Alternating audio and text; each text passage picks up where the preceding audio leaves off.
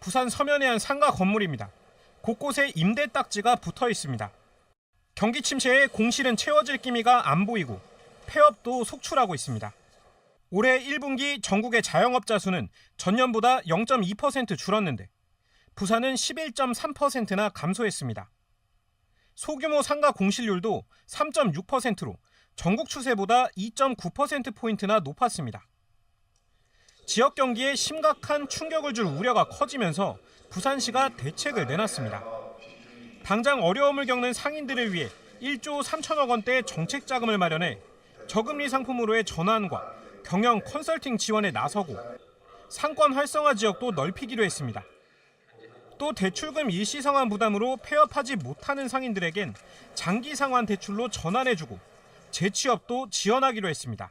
하지만 당장 매출을 늘릴 대책은 부족하다는 지적도 나옵니다. 매출 부진에 대한 대책 자체가 없다. 그래서 온라인 시장의 성장에 따른 자영업자들이 생존할 수 있도록 돕고 경제구조 전환 지원과 자영업 공급 과잉으로 현재 위기가 당분간 이어질 거란 전망이 나오는 가운데 정책 실효성을 어떻게 높일지가 핵심 과제로 떠오르고 있습니다. 영상 보니까 정말 심각하고요. 유통 환경이 사실 너무 빨리 변화하고 있지 않습니까? 그러다 보니까 소상공인이 어려울 수밖에 없는 부분도 있는데 좀 지적 좀 해주시죠. 네. 지금 온라인 쇼핑몰 그리고 쇼핑에 대한 이제 급성장 그리고 저 대형 유통업체와 이제 플랫폼 업체들의 지배력이 이제 강화되고 그런 상황에서 이제 코로나19를 통해서 이제 그 시장의 소비자들의 행동, 소비 패턴의 변화 많이 바뀌었죠. 예, 네, 네. 이것이 가장 지금 큰 요소로 지금 차지하고 있는 것 같고 지금 특히나 우리나라 같은 경우에는 OECD 선진국보다 높은 소상공인 비율을 가지고 있습니다. 특히나 부산 같은 경우에는 거의 2023년도 1분기만 하더라도 22%의 이제 자영업자 비율을 가지고 있다 보니까 무엇보다 시장에 민감하게 반응하는 이런 소상공인들이 지금 어려움을 겪다 보니까 지금 경기 침체 그리고 내수 경기 침체에 따라서 더욱더 어려운 지역 경제 상황을 지금 겪고 있는 것 같습니다. 네, 아무래도 고금리의 장기화와 그리고 내수 부진 그리고 전 세계적으로 현재 저성장에 들어가 있기 때문에 사실은 소비 자체가 촉진이 되고 있지 않습니다. 그러니까 소상공인들 같은 경우는 더욱 어려울 수밖에 없는 것이 이렇게 소비가 닫혀버리게 되면 뭔가 업종에 대한 전환이나 변화를 시도하기 위한 투자금을 마련하는 것 자체가 어려울 수밖에 없습니다. 매출로 이어지지 않기 때문이지요. 그러니까 이렇게 소비 패턴이 이제 변경이 된 부분도 고착화되기 시작하는 상황에서 소상공인들의 탈출구는 결과적으로 소비 촉진과 내수 경기 활성화에서밖에 기대를 할 수가 없는 만큼 이 코로나19로 인해서 어떤 보조금을 지원을 받았던 것이 끊기게 되면서 폐업도 훨씬 더 많아지고 하는 이런 환경들이 지금 결국 드러나고 있는 지점이다라고 보입니다. 근데 이게 소상공인들이 어렵다라고 하는 게 전국적인 상황인데 그럼에도 불구하고 부산은 훨씬 더 어려운 지표들이 많이 나오거든요. 그런 이유가 특별히 뭡니까? 네, 우선 부산 같은 경우는 올해 5월을 기준으로 하면 부산의 자영업자가 가장이고 그리고 가족이 무급인 경우의 종사자가 34만 6천 명 정도라고 합니다. 통계 작성 이후 이제 굉장히 최저로 이제 들어갔다라는 부분은 자영업자의 폐업이 굉장히 늘어났다라는 반증이기도 한데요. 결과적으로 우리 부산은 대기업이 없기 때문에 중소기업이 많은 환경에서 청년들이나 그리고 일반적으로 일자리를 모색하는 과정에서 만족도가 낮은 경우는 창업을 선택하게 되는 그런 시장 구조가 좀 있습니다. 더해서 우리 부산의 산업 구조를 보시면 서비스업이 절대적으로 70%가 넘기 때문에 결국은 창업이 좀 유도가 되는 구조다라는 지점도 있고요. 더해서 고령화가 심각한 만큼 은퇴 이후의 자영업자도 많아서 결국은 이런 내수 침체와 고금리 장기화나 이런 악영향이 가득한 경제 환경 속에서 자영업을 택하기 좋은 도시 부산 같은 경우에서는 폐업의 위기와 자영업의 위기를 함께 맞고 있는 것으로 보입니다. 소규모 상가의 공실률이 굉장히 높다는 것도 같은 맥락인가요?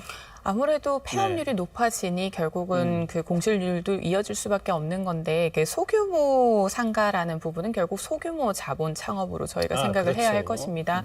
그렇다면 작은 자본으로 진입장벽이 낮은 창업을 손쉽게 그동안 많이 이루어져 왔다라는 것인데요. 상대적으로 우리나라 같은 경우는 개인 사업자를 내는 것이 어렵지가 않습니다. 그냥 등록만 하면 되고 그 사업을 진행을 하기 때문에 하지만 이것은 결국 시장에서 경쟁력에 대한 부분입니다. 지금 부산 같은 경우는 예를 들어서 휴게 음식점, 카페 같은 경우는 23년도 기준으로 창업 개수는 1,696개인데 폐업 개수는 1,731개로 폐업이 훨씬 더 많은 상황으로 지금 되고 있습니다. 네. 그러니까 결국은 이렇게 진입 장벽이 낮은 경쟁이 치열해질 수밖에 없는 카페나 이런 곳의 영업이 더 커졌기 때문인데요.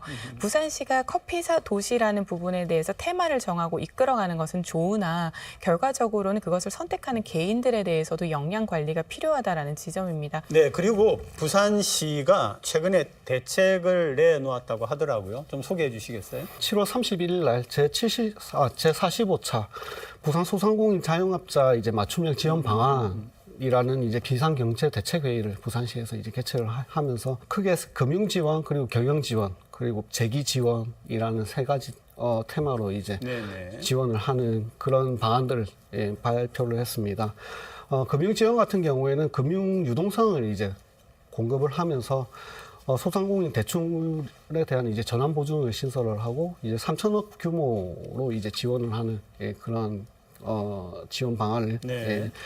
발표를 했고 그리고 경영 지원 같은 경우에는 경영 개선을 위해 이제 토탈 패키지 지원 신설 이걸 통해서 킬러 콘텐츠를 이제 강화시키는 그런 방법들을 부산시에서 이제 지원을 하는 그런 방안들을 발표를 했습니다. 그리고 재기 지원 같은 경우에는 폐업 소상인들을 이제 고용 전환을 이제 촉진하는 그런 지원 사업을 이제 펼쳐가겠다 이렇게 발표를 한 부산시 상황입니다. 대책에 대해서 또 뭐 지적을 해주시고 서 의원님은 특히 효과가 과연 있을 건가 이것도 좀 얘기를 같이 해주시죠. 결과적으로 이 공공의 개입은 일시적인 지원에 불과할 것이다라고 네, 보입니다. 그렇죠. 네. 결국은 근본적으로는 적극적인 소비 촉진이 가능한 경제 성장이 필요하고 그리고 소비자들이 늘어날 수 있게 인구를 확보를 해야 하는 그런 지점이 남겨져 있고요.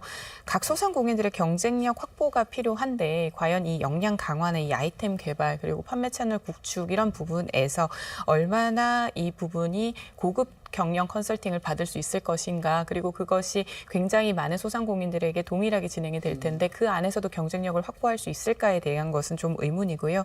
현재 사회 문화 자체가 자영업을 쉽게 선택하고 폐업도 쉽게 선택하는 그렇죠. 구조로 가고 있는 만큼 조금 더 시간이 걸리더라도 교육이나 진입 장벽에 있어서도 고민을 좀 충분히 할 수 있는 상권 분석이나 아이템 개발에 대해서도 자발적인 노력이 좀 부여될 수 있는 그런 문화를 만드는 것도 동시에 함께 고민해야 하지 않을까 생각합니다.